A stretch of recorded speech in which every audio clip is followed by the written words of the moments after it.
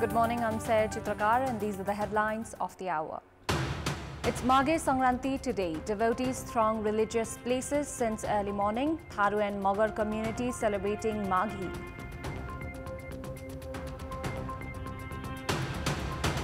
Distribution of Melamchi waters in Kathmandu resumes from today. The project inaugurated for the 5th time. Consumers not convinced of uninterrupted distribution.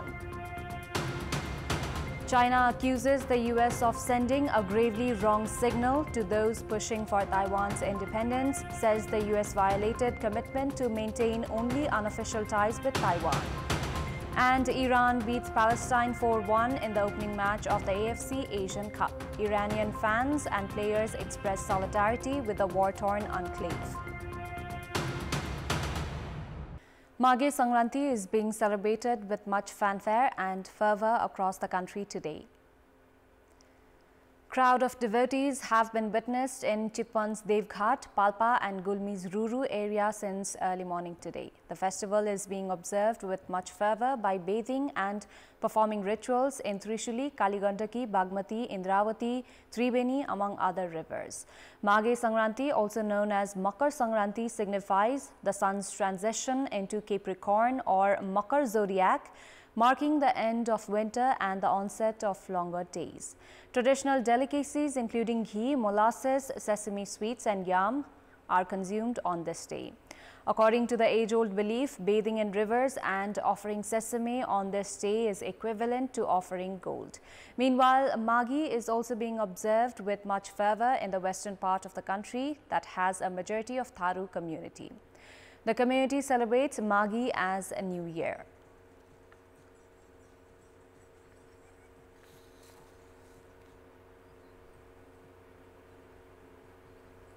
The distribution of Melamchi water in Kathmandu will resume from today. Prime Minister Pushpa Dahal inaugurated the resumption of distribution of Melamchi waters in Singadarbar earlier today. The distribution of Melamchi waters had been halted 7 months ago due to floods and landslides. According to the Ministry of Drinking Water, the Melamchi water will be distributed in capitals Meen Bhawan and Anamnagar areas today. The water is said to be stored in drinking water storage tanks in Kumaltar and Balaju among other places and distributed in these areas as well. The Melamchi waters had first reached the households in Kathmandu on 6th of March 2021. Since then, the distribution of drinking water has remained affected, citing failure to conclude construction works and damage in pipelines among others. The distribution of Melamchi drinking water had been completely halted following the flood in Melamchi River in the fiscal year 2078, which had destroyed the source of the project. The project had already been inaugurated on 4 occasions so far. However, uninterrupted distribution of drinking water has yet to be ensured. Prime Minister Pushpa Dahal inaugurated the project for the 5th time today. Prime Minister Dahal has said that Nepal is against Taiwan independence. Welcoming the Chinese New Year during a program in the capital yesterday, Prime Minister Dahal maintained that Taiwan was an inseparable part of China's territory. The Premier reiterated Nepal's firm commitment on One China policy.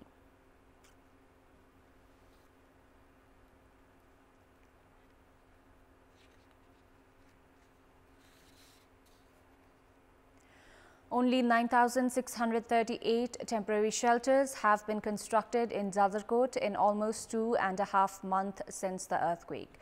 The shelters were built by federal and local governments, various organizations and political parties. Although the government had assured of distributing the first installment to the earthquake victims to construct the temporary shelters by mid-December, all of them have not received the amount. The number of earthquake victims that need the money to construct the shelters in Jajarkot alone is 35,140, out of which 27,132 have already signed agreements with the related municipalities for the first installment. Among them, 21,444 individuals from all the 7 local levels in the district have received the first installment of 25,000 rupees, while agreements still need to be made with 8,008 earthquake victims. The District Disaster Management Committee has already sent 849,575,000 rupees to the account of the municipality's Local Disaster Management Committee for the first installment. As the local levels have not been serious regarding the identification of the beneficiaries, among other issues, some of the earthquake victims are living in tents under the midwinter chilly weather, while some have moved back to their houses that suffered cracks, accepting the risk. Time now for our segment, Public Pulse, where you text us with your opinion. Public Pulse. Here's the question: what should be done to facilitate services at Bir Hospital? Your options are A. Adequate manpower, B. Swift management, and C. Government monitoring.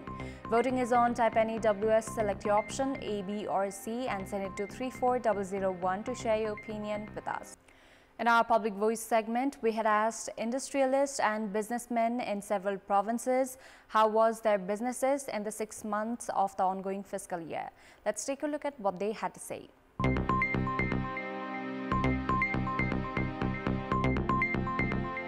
एक त उद्योग चल्न सकेन, पैसा timely भुक्तानी नहुँदाखेरि bank interest चरम सीमामा पुग्यो।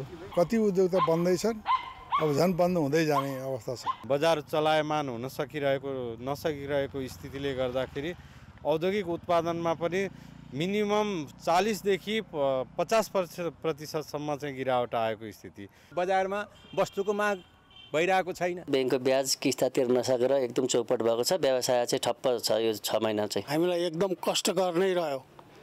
व्यापार बन्द छ अहिले। बिक्री कमै छ अहिले। कहिलेका फुटपाथमा एउटा दुईटा ग्राहक आउँछ, रेट सोध्छ, गइहाल्छ। धेरै डाउन छ अहिले। पहिले जस्तो व्यापारै छैन। बैंकले फाइनान्स नगरेर सबै यो डामाडोल भएको छ। 1 वर्षदेखि त एकदमै मन्दा चलिरहेको छ व्यापार। एकदमै यो मन्दी भयो, व्यापार व्यवसाय बिल्कुल भएन। नेपालकै अर्थतन्त्र कम भएको हुनाले चाहिँ बिक्री बट्टामा चाहिँ एकदमै कमी आएको छ। पहिला हुन्थ्यो बिक्री बट्टा, अहिले मान्छे आउँदैनन्। घाटै छ जस्तो हुन केही छैन फाइदा चाहिँ। पारीबाट सामानहरु आउने भयो, उनीहरूले घर-घरमा पुगाउने भए, त्यही भएर अलि व्यापार घटिरहेछ। 6 महिनाको अवस्था हेर्दाखेरि व्यापारी अवस्था चाहिँ झन्डै 70-80% घटिसकेको छ र बजारमा मान्छेको फ्लो पनि छैन। बर्सात भयो भन्ने भयो, चाडबाड भयो भन्ने भयो, अब चल्छ कि भन्ने आशमै बसिरहेका छौँ। व्यापार ठप्पै जस्तो देखियो। खासै व्यापार छैन, पहिला जस्तो मान्छे अहिले चहलपहल त्यस्तो केही छैन। चहलपहलै कम छ, सुन्ने छ बजार।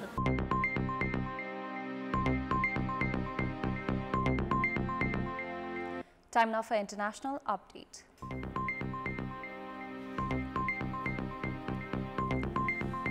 China has accused the U.S. of sending a gravely wrong signal to those pushing for Taiwan's independence after Saturday's election result. U.S. Secretary of State Antony Blinken sent Taiwanese President-elect William Lai a message of congratulations following the result. Beijing called the message a violation of Washington's commitment to maintain only unofficial ties with Taiwan. Lai has vowed to protect Taiwan from an increasingly aggressive China, but Beijing sees Taiwan as its territory and fiercely challenges any government that says otherwise. Messages of congratulations for Taiwan's new leader poured in from all over the world after the election, including from Blinken, who emphasized the partnership between Taipei and Washington, which he said was rooted in democratic values. Blinken also stressed that the U.S., one of Taiwan's biggest allies, is committed to maintaining cross-strait peace and stability. North Korea tested a new solid-fuel hypersonic missile with intermediate range, state news agency KNCA reported, adding it did not pose a security threat to neighboring countries. The launch was aimed at testing the reliability of new multi-stage high-thrust solid-fuel engines and an intermediate-range hypersonic maneuverable controlled warhead. The test occurred on the same day that a delegation led by Foreign Minister Cho Sun-hui leading to Russia left Pyongyang. The missile launch and the visit to Russia come amid growing tensions between the two Koreas following Pyongyang's series of intercontinental ballistic missile launches and its first military spy satellite, as well as deepening ties between Pyongyang and Moscow that have worried Washington and its allies. In a separate KCNA commentary on Monday, North Korea accused Seoul of escalating tensions in the region with military drills and armaments calls by South Korean officials. North Korea has recently made changes to designate the South as a separate enemy state, breaking with decades of policy with leader Kim Jong-un saying peaceful reunification is no longer possible. Analysts have said the move could potentially help justify the use of nuclear weapons against Seoul in a future war.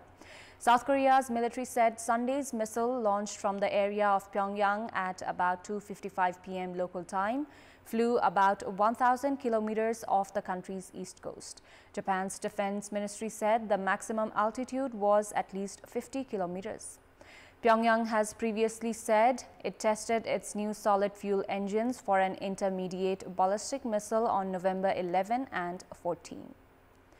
Authorities arrested 6 suspects, including a 17-year-old minor, following an explosive attack on Saturday against police facilities in Guayaquil.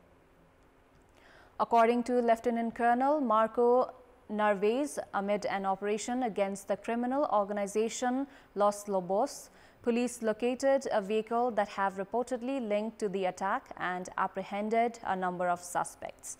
These detentions come as Ecuador's police and military aim to restore order inside the country's dangerous prisons, where dozens of staff were held hostage by inmates amid an uptick in violence in the Andean nation. Since the state of emergency began Monday last week, law enforcement agencies have arrested more than 1,000 suspected criminals. Heavy rains that buffeted Brazil's Rio de Janeiro state this weekend have killed at least 11 people, according to the state fire service. The rains flooded streets, the capital city's metro line, and people's homes, bringing down trees and causing landslides. Rio's mayor, Eduardo Paes, announced a state of emergency, while President Luiz Inácio Lula da Silva's government offered federal support.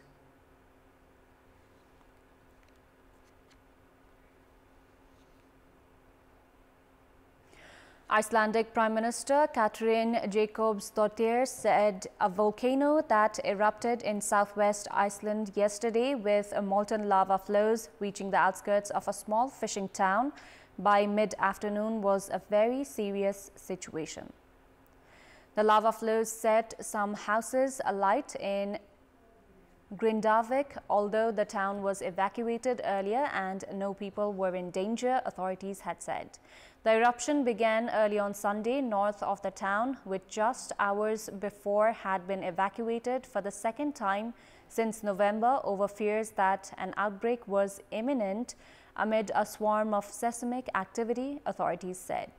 Authorities built barriers of earth and rock in recent weeks to try to prevent lava from reaching Grindavik, some 40 kilometers southwest of the capital, Reykjavik, but the latest eruption have penetrated the town's defenses. Authorities in Mexico found 726 migrants in a warehouse in the central Mexican state of Tlaxcala, the National Migration Institute said in a statement. Among the migrants from Guatemala, Honduras, El Salvador, Ecuador, and Nicaragua, there were 75 unaccompanied minors, the institute reported. 4 suspected human traffickers were arrested at the site during the operation. A white penguin with leucism was seen chilling in the icy climate of the Chilean Antarctica in early January. The penguin is a female from the Gento species, which is normally distinguished by its black and white feathers with a characteristic white spot on the top of its head. However, the specimen recorded on January 4 at the Gabriel Gonzalez Videla base is mostly white due to leucism. According to veterinary doctor Diego Penaloza, Leucism is a genetic condition caused by a partial loss of pigmentation on the animal's plumage or fur while maintaining normal eye color, which differentiates them from albino animals. The expert also said leucism, which is rare, has been recorded in different species and could expose animals to being easily hunted by predators. Before wrapping up, here's a look at the top stories once again. It's Makar Santi today. Devotees throng religious places since early morning. Tharu and Magar community celebrating Maghi. Distribution of Melamchi waters in Kathmandu resumes from today. The project inaugurated for the 5th time. Consumers not convinced of uninterrupted distribution. China accuses the US of sending a gravely wrong signal to those pushing for Taiwan's independence, says the US violated commitment to maintain only unofficial ties with Taiwan. And Iran beats Palestine 4-1 in the opening match of the AFC Asian Cup. Iranian fans and players express solidarity with the war-torn enclave.